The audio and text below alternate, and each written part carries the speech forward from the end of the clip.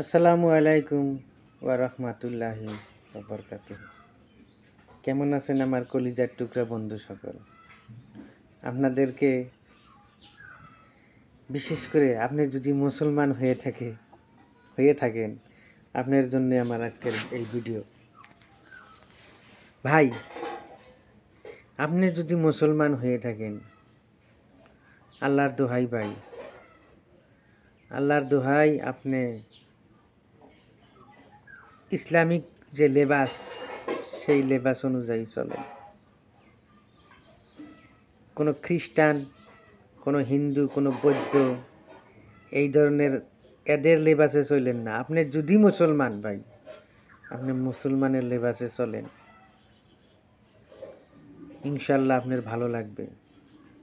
আর আপনি খ্রিস্টান হিন্দুদের লেবাস নিয়ে আপনি যতই চলেন ভাই, কিন্তু আপনি মনে রাখেন আপনি একজন মুসলমান। আপনি মনে রাখেন আপনি আখেরি নবীর উম্মত।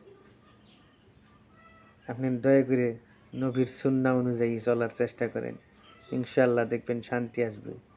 আর বিশেষ করে আজকে ওই কথাটা বলে দেই যে আমার কলিজার টুকরা মুসলিম নাইয়া সকল, দয়া করে দুর্গা পূজার দিন নাও ভাড়া দিবেন না। সারা জীবন ইনকাম করছেন, দুর্গা পূজার দিনও নাওটা আপনার বসা থাক। আপনি সারা জীবনই ইনকাম করে খাইছেন, ওই দেবী নিয়ে আপনার নাচার দরকার নাই। আপনি নাচা বাদ দেন, একদিন ইনকাম বন্ধ করেন,